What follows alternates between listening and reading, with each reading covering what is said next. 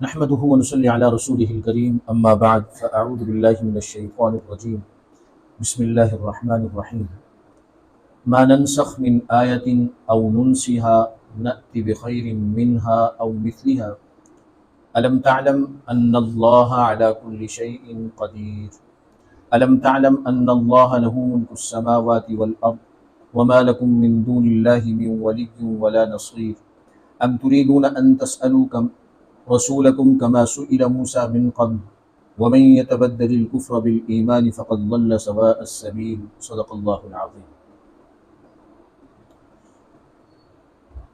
سورہ بقرہ آیت نمبر 106 اور 107، اس کا ترجمہ اور تفسیر چل رہا ہے۔ یہاں ان دو آیات میں یہود و نصارہ کا قرآن پر ایک اعتراض اور اس کا جواب دیا جا رہا ہے۔ اللہ رب العزت ارشاد فرما رہے ہیں ما ننسخ من آیت او ننسها نأتی بخیر منها او مثلها، کہ ہم کسی آیت کا حکم جو موقوف کرتے ہیں، منسوخ کرتے ہیں، زائل کرتے ہیں، تبدیل کرتے ہیں، او ننسها نأتی بخیر، تو ہم یا تبدیل کرتے ہیں، او ننسها یا اس کو بلا دیتے ہیں اور اس کے بدلے میں بہتر آیت یا بہتر حکم لاتے ہیں، او مثلها یا اسی جیسا لاتے ہیں۔ الم تعلم، کیا تو جانتا نہیں کہ ان اللہ علی کل شیء قدیر، کہ بے شک اللہ رب العزت ہر چیز پر قادر ہے۔ الم تعلم، کیا تو جانتا نہیں کہ ان اللہ لہ ملک السماوات والارض، کہ بے شک اللہ رب العزت اسی کے لیے بادشاہت ہے آسمانوں کی اور زمین کی۔ وما لکم من دون اللہ من ولی ولا نصیر، اور نہیں ہے اللہ کے علاوہ تمہارے لیے نہ کوئی مددگار اور نہ کوئی حمایتی۔ یہود کو اور مشرکین مکہ کو قرآن پر ایک اعتراض تھا، وہ یہ کہتے تھے کہ یہ قرآن اللہ کا نہیں ہے۔ وجہ اس کی یہ ہے کہ اگر یہ اللہ کا کلام ہوتا تو اس میں یہ حکم کی تبدیلی نہ ہوتی، کہ کبھی ایک حکم اور کبھی دوسرا حکم۔ اور یہ اشکال جو ان کو پیدا ہوا، دنیا کے بادشاہوں کے تبدیل ہوتے ہوئے حکموں کو سامنے رکھ کے ان کو یہ اشکال پیدا ہوا کہ دنیا میں بھی، بادشاہتوں میں بھی، حکومتوں میں بھی ایک حکم منسوخ ہوتا ہے اور دوسرا جاری ہوتا ہے۔ لیکن اس کی ایک وجہ یہ ہوتی ہے، نمبر ایک، کہ حکومت نے ایک حکم جاری کیا، بادشاہ نے، لیکن غلط فہمی کی وجہ سے وہ غلط ہو گیا، تو پھر اس غلط حکم کو تبدیل کر کے دوسرا جاری کر دیا۔ یا بادشاہ نے یا حکمران نے ایک حکم جاری کیا اور وہ حکم ان حالات کے لیے تو مناسب تھا، لیکن آئندہ کے حالات کو ان کو علم نہیں تھا، تو جیسے ہی حالات تبدیل ہوئے تو انہوں نے دوسرا حکم جاری کر دیا۔ یہ جو بادشاہوں کے جو حکم منسوخ ہوتے تھے، تو یہ ان کے دل و دماغ میں پیوست تھے کہ بادشاہوں کے حکم یا تو غلط فہمی سے ایک حکم کرتے ہیں پھر اس کو تبدیل کرتے ہیں، یا بادشاہوں کے حکم اس طور پر ہوتے ہیں کہ ایک حکم کیا اور حالات کے تغیر نے یہ ثابت کیا کہ اب اس حکم کو بدلی کیا جائے، کیونکہ بادشاہ کو پتہ نہیں تھا کہ آئندہ حالات کیسے پیش آئیں۔ تو ایک غلط فہمی سے حکم تبدیل ہوا، اور کم علمی اور لا علمی آنے والے حالات اور واقعات سے لا علم ہونے کی وجہ سے انہوں نے ایک حکم کو تبدیل کر کے دوسرا جاری کر دیا۔ تو مشرکین مکہ اور یہود و نصارہ نے جو نسخ قرآنی کہ قرآن میں جو احکامات تبدیل ہوئے، اس پر ان دونوں صورتوں کو سامنے رکھتے ہوئے انہوں نے اللہ کے قرآن میں یہ اشکال کیا کہ یہ اللہ کا قرآن نہیں، اس میں تو حکم تبدیل ہوتے رہتے ہیں۔ پہلے بیت المقدس کی طرف منہ کرنے کا حکم دیا نماز میں، اور 16-17 ماہ کے بعد پھر بیت اللہ کی طرف منہ کرنے کا حکم دیا۔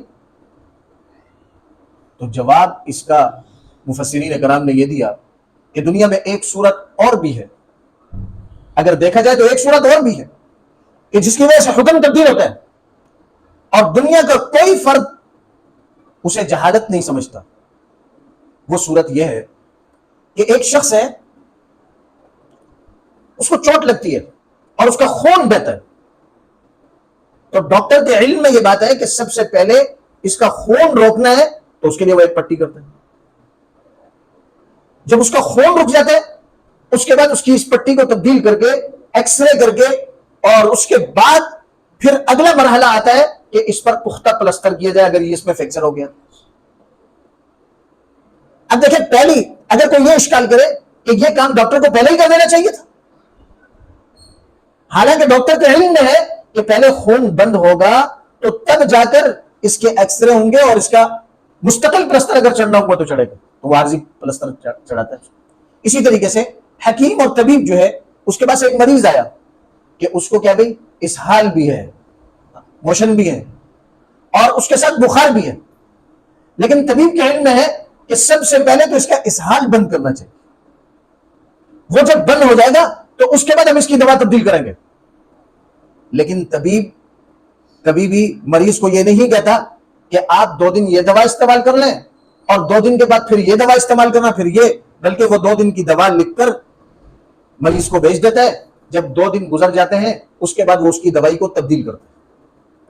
اب کوئی آدمی یہ بات نہیں کہتا کہ بھائی یہ ڈاکٹر کم علم اور جاہل ہے، پہلے اس نے غلط دوا دی اور اب اس نے اس غلطی کے بعد صحیح دوا دی. نہیں، یہ اس کا علم ہے کہ پہلے اس چیز کا علاج ہوگا تب جا کر اس کا علاج ہوگا، تو وہ پہلے ایک دوا دیتے ہیں جو اس وقت کے مناسب ہوتی ہے، 2 دن کے بعد دوسری دوا دیتا ہے جو اس وقت کے مناسب ہوتی ہے، اور طبیب کے علم میں ہوتا ہے کہ پہلے یہ دوا دینی ہے اور 2 دن کے بعد یہ دوا دینی ہے.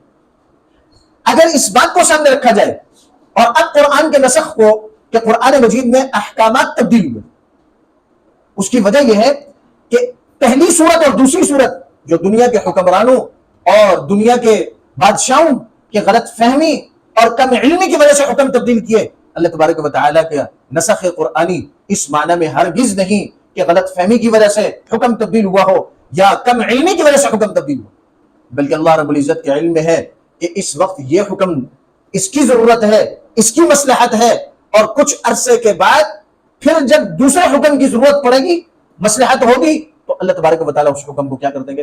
تبدیل کر دیں گے. تو یہود کو جو اشکال پیدا ہوا وہ دنیاوی بادشاہوں کے بدلتے ہوئے احکامات جو غلط فہمی کی وجہ سے ایک حکم کے بعد دوسرا حکم صحیح دیا یا کم علمی کی وجہ سے ایک حکم پھر دوسرا حکم دیا، اس پر قیاس کرتے ہوئے انہوں نے اللہ کے کلام پر اعتراض کیا. تو اللہ تبارک و تعالیٰ نے جواب دیا، نسخ کی جتنی بھی صورتیں ہیں ان تمام صورتوں کو اس آیت کریمہ میں بتا دی. اللہ تبارک و تعالیٰ جو حکم موقوف کرتے ہیں یا اس آیت ہی کو لوگوں کے ذہنوں سے فراموش کر دیتے ہیں، بھلا دیتے ہیں، نأتی بخیر منہا، ہم اس آیت سے بہتر او مثلہا یا اس جیسی دوسری آیت نازل کرتے ہیں. یا اللہ تبارک و تعالیٰ نے نسخ، اللہ تبارک و تعالیٰ کسی بھی حکم کو جو تبدیل کرتے ہیں اس کی 2 صورتیں. ایک صورت تو یہ ہے کہ اللہ اس حکم کو موقوف کرتے ہیں اور اس کی جگہ دوسرا حکم لاتے ہیں، بالکل نہیں تبدیل کرتے ہیں. جیسے کہ اللہ تبارک و تعالیٰ نے اگر کسی خاتون کا شوہر انتقال کر جائے، خاتون کا شوہر انتقال، اس کی ابتداءً عدت کیا تھی بھائی؟ 1 سال. پھر شریعت نے بعد میں اس حکم کو نرم کیا اور تبدیل کیا اور 4 مہینہ 10 دن کا حکم دے دیا. اور ایک صورت یہ ہے کہ بالکل لیا، ایک حکم پہلے تھا بعد میں اس کو بالکل لیا ختم کر دیا، بالکل لیا ختم کر دیا. وہ یہ کہ ابتداءً جو خواتین ہجرت کر کے مدینہ آتی تھی ان کے لیے حکم یہ تھا کہ ان کا امتحان لیا جائے کہ انہوں نے ہجرت کیوں کی، لیکن بعد میں یہ حکم سرے سے کیا کر دیا؟ ختم کر دیا کہ اب کوئی ہجرت کر کے آئے گا بھی تو اس کا امتحان نہیں لیا جائے گا بلکہ اس کی ہجرت کو قبول کر لیا جائے. تو قرآن مجید میں اللہ تبارک و تعالیٰ نے یہ جو نسخ ہے یہ اللہ کے علم پر ایک پہلا حکم جب دیا اس وقت بھی علم تھا کہ اس حکم کو تبدیل کرنا ہے، اور دوسرا حکم جب دیا تو اس وقت بھی پورا علم ہے، اللہ کے علم میں ہے کہ اللہ تبارک و تعالیٰ نے یہ حکم کیوں دیا اور اس کی مصلحت کیا. اس لیے قرآن مجید پر یہ اشکال تمام اہل السنت والجماعہ، تمام مسلمانوں کا، تمام مفسرین کا اتفاق ہے کہ اس آیت کریمہ سے اللہ تبارک و تعالیٰ کی مراد اور مقصود ایک حکم کو زائل کرنا اور اس کی جگہ دوسرا حکم لانا. بعض دفعہ ایسا ہوتا ہے، یہ نسخ کی صورت یہ ہوتی ہے کہ اللہ تبارک و تعالیٰ آیت کو باقی رکھتے ہیں اور حکم منسوخ کرتے ہیں. جیسے لکم دینکم ولی دین، تمہارے لیے تمہارا دین، ہمارے لیے ہمارا دین. یہ آیت باقی ہے لیکن حکم منسوخ ہے، کیونکہ جہاد کی جب اجازت مل گئی تو اب ایسا نہیں کہ تمہارے لیے تمہارا دین اور ہمارے لیے ہمارا دین. نہیں، اب مسلمان جب اقدام کریں گے آگے بڑھیں گے تو سب سے پہلے دعوت کیا دیں گے؟ اسلم تسلیم، اسلام قبول کر لو، بس ہمارا اور تمہارا معاملہ، بس تم ہمارے بھائی ہو جاؤ گے۔ اگر یہ قبول نہیں کرتے ہو تو جزیہ دو، جیسے صحابہ کرام رضوان اللہ تعالی علیہم اجمعین کے زمانے میں، اور اس کے بعد ایک بادشاہت کے جو ہمارا سلطنت عثمانیہ کا ایک لمبا دور چلا، عمر بن عبدالعزیز رحمہ اللہ کی خلافت، حضرت امیر معاویہ رضی اللہ تعالیٰ عنہ کی خلافت، کہ اسلم تسلیم، اسلام قبول کر لو، بس تم ہمارے بھائی ہو، نہیں تو جزیہ دو، اگر نہیں تو میدان میں آ جاؤ۔ حالانکہ پہلے حکم کیا تھا؟ لکم دینکم ولی دین، تمہارے لیے تمہارا دین، ہمارے لیے ہمارا دین، بس انتظار کرو اللہ فیصلہ فرمائے۔ تو یہ دیکھیں آیت باقی ہے لیکن حکم ختم ہو گیا۔ اور بعض دفعہ ایسا ہے کہ آیت تو باقی نہیں ہے، الفاظ منسوخ ہو گئے، حکم باقی ہے۔ جیسے اگر کوئی بوڑھا شخص بھی، شادی شدہ بوڑھا شخص بھی اگر زنا کر لے، زنا کی غلطی سرزد ہو جائے اس سے، تو اس کو بھی رجم کیا جائے۔ حضرت عمر، شادی شدہ اگر کوئی زنا کی غلطی اس سے سرزد ہو جائے تو اسے رجم کیا جائے گا، پتھر مار مار کر اسے سنسار کر دیا جائے گا۔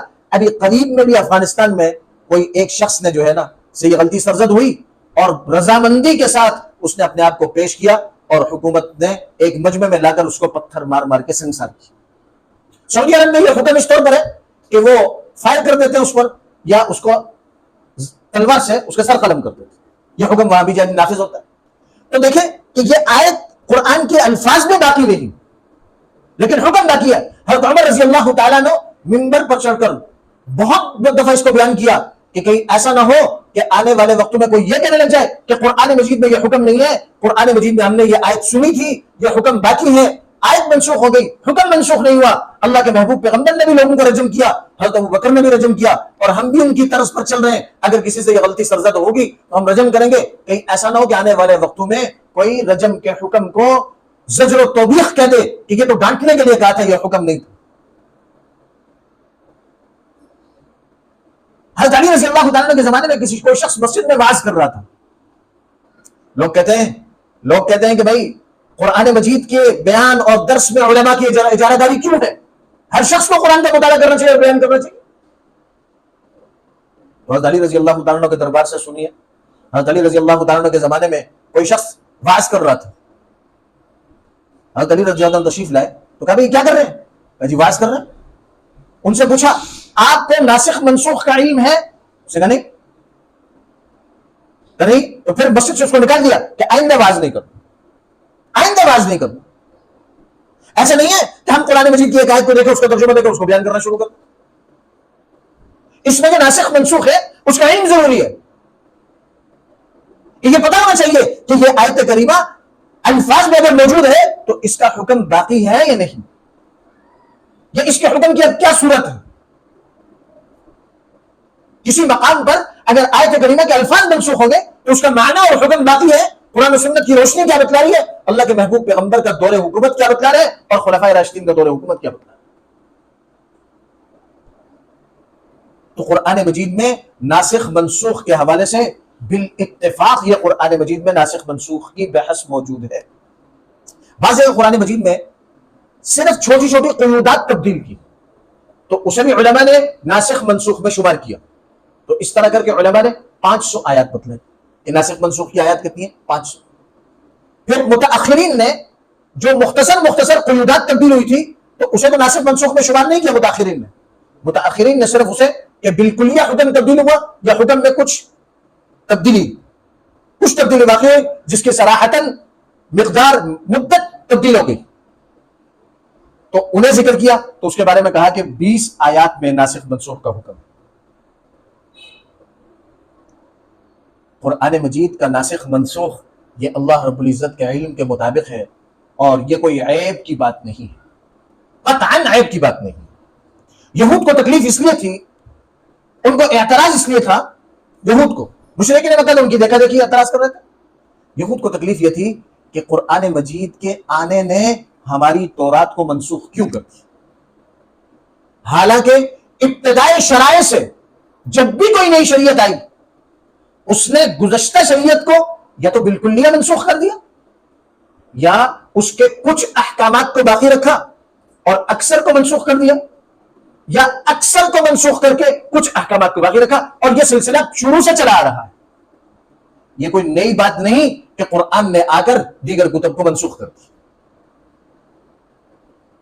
وقت اور حالات کے اعتبار سے جو اللہ کے علم میں ازل سے لے کر ابد تک ہے اس کے مطابق اللہ تبارک و تعالیٰ نے کتب اور صحف کو نازل فرمایا, اور ایک کتاب کے آنے کے بعد گزشتہ کتاب کے جو احکامات اس وقت کے لیے مناسب نہیں تھے ان کو منسوخ کر دیا. اور اس کو عیب شمار کرنا یہ کم علمی اور کم ظرفی. اللہ تبارک و تعالیٰ آگے دلیل بیان فرما رہے ہیں, الم تعلم ان اللہ علی کل شیء قدیر, ایمان اتنا کمزور کیوں ہے کہ اللہ کے کلام پر اشکال کرتے ہو؟ کیا تمہیں پتہ نہیں کہ اللہ ہر چیز پر قادر ہے؟ اللہ ہر چیز پر قادر ہے. تمہیں کس بات کا اشکال ہے کہ اس آسمان کے مالک تم ہو, اس زمین کے مالک تم ہو, کہ تمہارے احکامات جاری ہوں گے, تمہاری مرضی کے مطابق جاری ہوں گے؟ تمہیں کیا اشکال ہے؟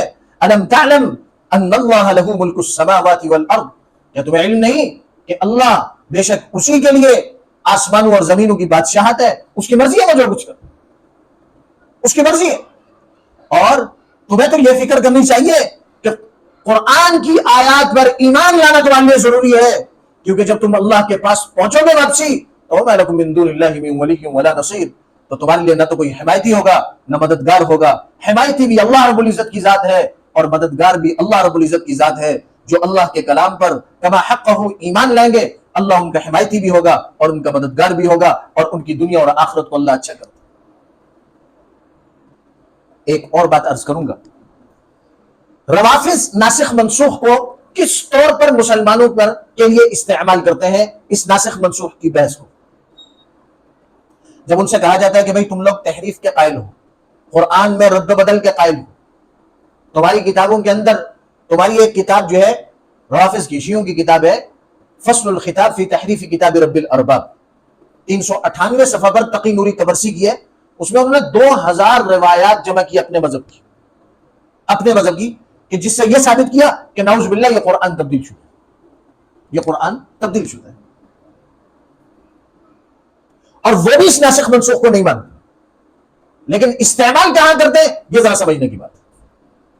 پھر ہم ان کو کہتے ہیں کہ بھئی تمہاری کتابوں میں یہ بات لکھی ہوئی ہے کہ اصل قرآن 17,000 آیات والا ہے, یہ تو 6,636 اور 6,232 یہ 632 آیات کا قرآن ہے. تو وہ کیا کہتے ہیں کہ 17,000 آیات والا اصل قرآن. ہم کہتے ہیں کہ تمہاری کتابوں میں یہ بات لکھی ہوئی ہے, تم تو اس قرآن کو نہیں مانتے ہو. وہ بڑے دھڑلے سے اپنی امام بارگاہ میں اس قرآن کو دکھاتے ہیں کہ بھئی یہ دیکھو ہمارا یہی قرآن. ہم کہتے ہیں کہ پھر اپنی کتابوں کے اندر جو تم نے لکھا, تمہارے بڑوں نے لکھا کہ 17,000 والا قرآن ہے, اصل قرآن امام غائب کے پاس غار سر من رآ عراق میں قرب قیامت وہ جب نکلیں گے تو اصل قرآن ساتھ لیں گے, تمہاری کتابوں میں لکھا ہوا. تو تم تو تحریف کے قائل ہو, تم کہتے ہو کہ قرآن تبدیل شدہ ہے. اب جب اس کا کوئی جواب نہیں دے پاتے تو پھر وہ مسلمانوں پر ایک اعتراض کرتے ہیں, کہتے ہیں کہ تحریف کے تو تم بھی قائل ہو. ہم کیسے قائل ہیں تحریف کے؟ تو جواب دیتے ہیں کہ یہ تم نے ناسخ منسوخ کی بحث نکالی ہے قرآن میں, کہ کسی جگہ کوئی حکم تبدیل ہو گیا دوسرا آ گیا, تم کہتے ہو پہلے یہ حکم تھا پھر یہ ہوا. تم کہتے ہو کہ یہ آیت باقی ہے اس کا حکم ختم ہو گیا. تم کہتے ہو کہ بھئی یہ آیت اس کے الفاظ تو ختم ہو گئے لیکن اس کا حکم باقی ہے. کہا کہ یہ بھی تو تحریف ہے. ہم کہتے ہیں نہیں, یہ تحریف نہیں ہے, یہ تو ناسخ منسوخ, یہ تو اللہ کی طرف سے. ہم نے تو کسی چیز کو آج تک کسی عالم نے, کسی مفسر نے, جب سے قرآن نازل ہوا, کسی صحابی نے, کسی تابعی نے, کسی مفسر نے, کسی عالم نے, عالم ربانی نے آج تک یہ قول نہیں کیا کہ یہ ہم نے خود منسوخ کی, بلکہ اللہ خود قرآن میں کہہ رہے کہ بھئی منسوخ کرنے والے ہم ہیں, اور ترتیب بتلا رہے کہ نأتی بخیر منہا او مثلہا, ہم اس سے بہتر آیت لاتے ہیں, بہتر حکم لاتے ہیں, یہ ہے کہ اسی کے مثل لاتے ہیں. تو ہم نے یہ ناسخ منسوخ نہیں کیا, یہ تو اللہ خود بیان فرما رہے کہ یہ ناسخ منسوخ ہماری طرف سے, اور اللہ اپنی طرف نسبت کرے نأتی بخیر, ہم لاتے ہیں نأتی بخیر. وگرنہ یہود و نصارہ نے کہا تھا سورہ یونس میں کہ ہم آپ پر ایمان لائیں گے لیکن آپ اس قرآن کو تبدیل کر دیں, آپ اس قرآن کو تبدیل کر دیں, اس کی جگہ دوسرے لے کے آئیں کہ جس پہ توحید کی اتنی بات نہ ہو, شرک کی اتنی بےخونی نہ ہو, تب ہم آپ پر ایمان لائیں. تو نبی کریم صلی اللہ علیہ وسلم نے فرمایا کہ اس کا مجھے اختیار نہیں, اس کا مجھے اختیار نہیں. ثم لقطعنا منه الوتين لأخذنا منه باليمين ثم لقطعنا منه الوتين، اگر میں نے ایسا کر لیا تو پھر تو مجھے اس طریقے سے مارا جائے گا کہ میرے ہاتھوں کو ضبط کیا جائے گا اور میری گردن کو قلم کر دیا جائے گا۔ تو گرامی قدر سامعین، ہمیں اس بات کا علم ہونا چاہیے، اور علم سیکھنے کے اعتبار سے عمر کی طرف یا عمر کے دھوکے میں مت جانا چاہیے کہ کون سی عمر، ہر عمر سیکھنے کی، قرآن سیکھنے کی عمر وہ 5 سال کی بھی ہے اور 55 سال کی بھی ہے۔ اللہ تبارک و تعالی ہمیں قرآنی تعلیمات کو سمجھنے کی، سیکھنے کی اور سمجھ کر ہم سب کو عمل کرنے کی توفیق عطا فرمائے۔ وآخر دعوانا ان الحمد